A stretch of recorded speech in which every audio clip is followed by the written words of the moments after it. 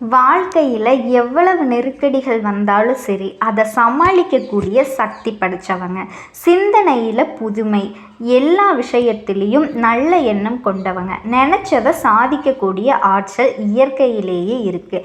இது மட்டும் இல்லாமல் வெற்றி அப்படிங்கிற ஒன்றை மட்டும் நோக்கமாக கொண்டு வாழக்கூடியவங்க. யாருங்க? நம்ம சிம்ம ராசிக்காரங்க தான். இது எல்லாத்துக்கும் காரணமாக எதை தெரியுமா அவங்க ஃபாலோ பண்ணுவாங்க? உண்மையும் உழைப்பையும் மட்டுமே தூக்கிக்கிட்டு சுற்றுவாங்க. சிம்ம ராசியை பொறுத்த வரைக்கும் தெய்வத்தின் மீது அதீத நம்பிக்கை கொண்டவங்க. அதனால உலகத்திலேயே கண்கண்ட தெய்வமாக இருக்கக்கூடிய சூரிய பகவானை அதிபதியை கொண்டிருக்காங்க. ஸோ சிம்மத்தை பொறுத்த வரைக்கும் யாருக்குமே இவங்களால் பாதிப்புங்கிறது கிடையாதுங்க. இவங்களால் வளர்ச்சி பெற்றவர்கள் தான் அதிகம். இப்படிப்பட்ட குணநலன்களை கொண்ட நம்முடைய சிம்ம ராசிக்கு இனி வரக்கூடிய நாட்கள் எப்படி இருக்க போகுது? உங்கள் கூடவே இருந்து உங்களை ஒழிச்சு கட்டணும்னு நினைக்கிற 4 பேர் இத்தனை நாளும் ஏமாந்துக்கிட்டே தான் இருக்கீங்க. குறிப்பாக இனிமேல் நீங்கள் எடுக்கக்கூடிய காரியங்கள் எல்லாமே ஜெயம் பெறுங்க. அதாவது உங்களுடைய அதிபதியால் தாங்க உங்களுக்கு அதிர்ஷ்டம் கிடைக்க போகுது. அதாவது உங்களுடைய சூரியன் பகவானால் தான் அதிர்ஷ்டமும் கிடைக்கும். பணமழையில் நீங்கள் நீச்சல் அடிக்கக்கூடிய அளவுக்கு நல்லா இருக்க போகிறீங்க. அதாவது இது ஒவ்வொரு தமிழ் மாதமும் பிறப்பிற்கு காரணமே உங்களுடைய அதிபதியோட இடப்பெயர்வு. ஸோ அந்த வகையில் இனி வரக்கூடிய நாட்கள்ங்கிறது புதன் பகவான சொந்த வீடான மிதுனத்திற்கு சூரியன் வர்றது. இதோட புதன் பகவான் வீடான மிதுன ராசியில் ஆல்ரெடி குரு பகவான் இருக்கார். ஸோ குரு பகவானும் சூரிய பகவானும் சேரக்கூடிய இந்த நேரத்தில் சில விஷயங்களில் நன்மைகளும் சில விஷயங்களில் பிரச்சனைகளும் வருங்க. அது நம்ம சிம்ம ராசிக்கு எப்படி சாதகமாக இருக்கா இல்லை பாதகமாக இருக்கா, சாதகம் இல்லாத விஷயத்தை எப்படி இவங்க சமாளிக்கணும், இதோட எந்தெந்த தெய்வத்தை வழிபாடு செய்யணும், எப்படி வழிபாடு செய்யணும் எல்லாத்தையும் தெளிவாக பார்க்கலாங்க. இனி வரக்கூடிய நாட்களில் எந்த தெய்வத்தை வழிபாடு செய்கிறது சிம்ம ராசிக்காரர்களுக்கு சிறப்பு அப்படின்னு பார்த்தீங்கன்னா, பெருமாள், நரசிம்மர், தாயார் வழிபாடு செய்கிறது அற்புதத்தை ஏற்படுத்துங்க. இதோட கிருஷ்ணர் வழிபாடும் சுபமானி வழிபாடும் நல்லதுங்க. எல்லாத்துக்கும் மேலே நீங்கள் அன்னதானம் செய்கிறது ரொம்பவே சிறப்புங்க. சிவன் கோயில்களில் அன்னதானத்திற்கு நீங்கள் உங்களால் முடிஞ்ச உதவிகளை பொருள் உதவியாவோ இல்லை பணம் உதவியாவோ ஏதாவது ஒரு அன்னதானத்திற்கு உதவி பண்ணுங்க. இதனால் சிம்ம ராசிகளோட வாழ்க்கையில் வெளிச்சம் உண்டாகும். குறிப்பாக கெட்ட விஷயங்கள் விலகும். பிரச்சனைகள் ஏதாவது இருக்குது, சூழ்ச்சிகள் ஏதாவது இருக்குது, எதுவுமே சரியாக நடக்க மாட்டேங்குது, சுப நிகழ்ச்சி எல்லாமே தடைப்படுது அப்படின்னு வருத்தப்படக்கூடிய சிம்ம ராசிக்காரங்க கட்டாயம் அன்னதானத்துக்கு உதவி பண்ணுங்க. அதுவும் என் சிவபெருமானோட ஆலயத்துக்கு தெய்வங்களுக்கு எல்லா தெய்வமாக விளங்கக்கூடியவர் தான் சிவபெருமான். ஸோ அதனால அவரோட ஆலயத்துக்கு அன்னதானத்துக்கு உதவி செய்யும்போது உங்களுக்கு கோடி புண்ணியம் சேரும். எப்பேற்பட்ட பாவ கணக்கு உங்கள் தலையில் இருந்தாலும் சரிங்க, அது கழிஞ்சு போகும். இதோட நான் முதல்ல செய்ய வேண்டிய தெய்வத்தை சொல்லிடுறேங்க. சனிக்கிழமைகள் தோறும் உங்கள் இஷ்ட தெய்வத்தை வழிபாடு செய்கிறது அற்புதத்தை கொடுக்கும். சரிங்களா? அது ஆரோக்கியத்தை பொறுத்த வரைக்கும் மன அழுத்தம், மயக்கம், கழுத்து வலி இது தொடர்பான பிரச்சனைகள் இல்லை, ரொம்ப கவனமாக இருங்க. இதனால தான் உங்களுக்கு ஆரோக்கிய குறைவு வரும். அதே மாதிரி உத்தியோக பணிகளில் இருக்கவங்க, குறிப்பாக அரசாங்க துறையில் இருக்கவங்க, அரசியல் துறையில் இருக்கவங்க நல்ல விஷயங்கள் கைகூடக்கூடிய காலகட்டம். உயர்வை அதிகமாக பார்ப்பீங்க. அடுத்தடுத்த பயணங்கள், குடும்பத்தாரோட தொலைதூர பயணங்கள், காதல் அமைப்பில் இருக்கவங்க தொலைதூர பயணங்களோ போயிட்டு வருவீங்க. அது உங்களுக்கு இனிமையை ஏற்படுத்தும்.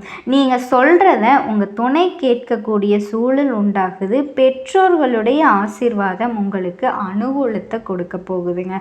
இதோட பிள்ளைகளுக்கும் சரி பெற்றோர்களுக்கும் சரி பெரியவங்களுக்கும் இடையே பார்த்தீங்க அப்படின்னா நல்ல அமைப்பு உண்டாகுது. சிக்கல்கள் எல்லாமே ஒட்டுமொத்தமாக சிம்ம ராசிக்கு தீரப்போகுதுங்க. மனசில் இதுவரைக்கும் இருந்த பாரங்கள் குறைய போகுது. மனசு ரொம்ப பாரமாக இருக்குப்பா, யார்கிட்ட போய் சொல்கிறது, இப்படி என் கஷ்டமெல்லாம் என்னைக்கு தான் தீரணும்லாம் ஒரே மாதிரியாகவே இருக்கு இல்லையா? அந்த மாதிரி சூழ்நிலை இருந்துச்சு அப்படின்னா சிம்மத்துக்கு அது காணாமல் போயிருங்க. பிள்ளையுடைய படிப்பு, உத்தியோகம், வியாபாரத்தில் இருந்த சிக்கல்கள் எல்லாமே படிப்படியாக தீரப்போகுது. நல்ல காலகட்டங்க. தொழில் ரீதியாக, உத்தியோக ரீதியாக, வியாபார ரீதியாக, படிப்பு ரீதியாக எது சம்மந்தப்பட்ட முயற்சிகளை நீங்கள் செஞ்சாலும் சரி, பெரிய அளவில் சந்தோஷத்தையும் அனுகூலத்தையும் இந்த காலகட்டம் ஏற்படுத்தி கொடுக்கும். தொட்டதெல்லாம் ஆதாயத்தை கொடுக்குங்க. குறிப்பாக சிம்ம ராசியில் உத்தியோக பணிகளில் இருக்கீங்க அப்படின்னா சிக்கல்கள், பாதிப்புகள் எல்லாமே தீரப்போகுது.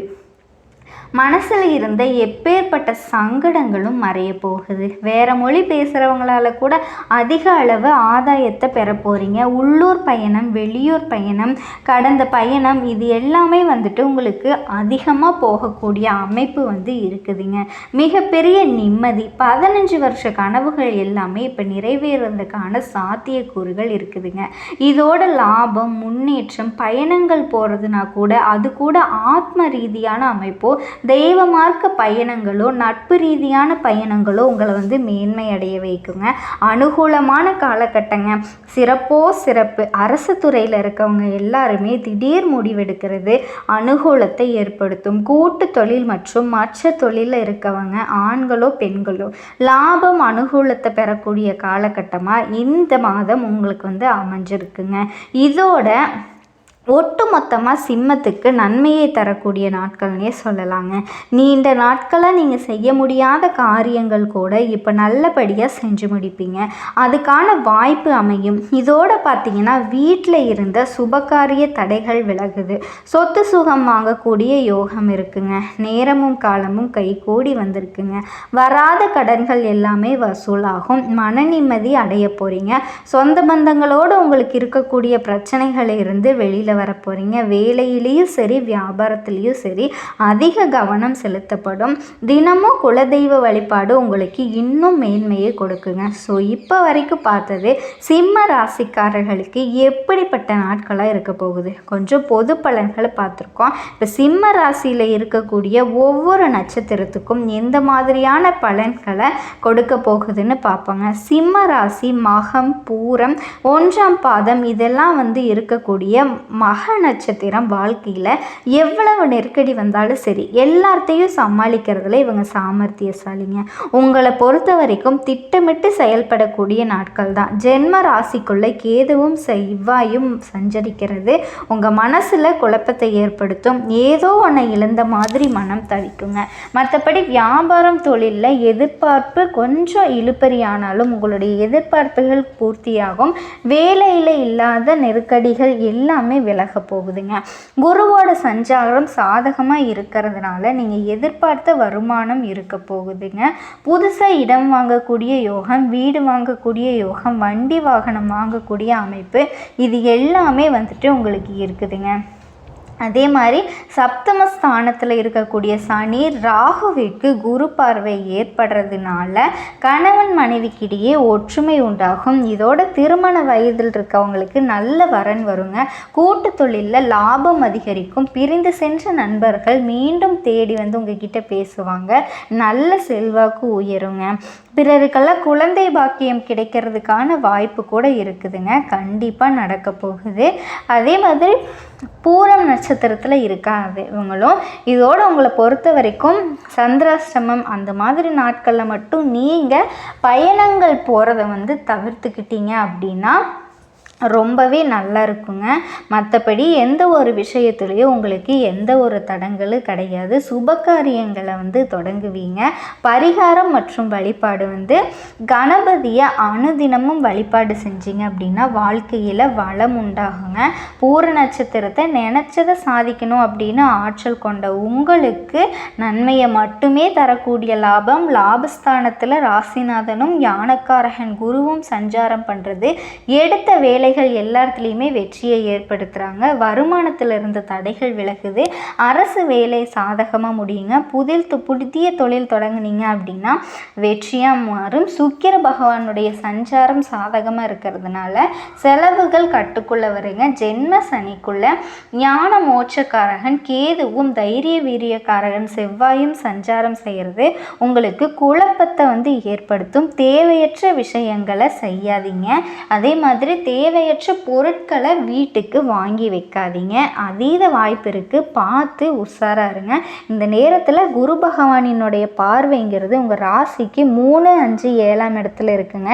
இதனால் தன்னம்பிக்கையோடு செயல்படுவீங்க, தைரியம் அதிகமாகும். என்ன வந்தால் என்ன, எதுவாக இருந்தாலும் சமாளிச்சுக்கலாம் அப்படிங்கிற ஒரு நிலைமை உங்களுக்கு உண்டாகுது.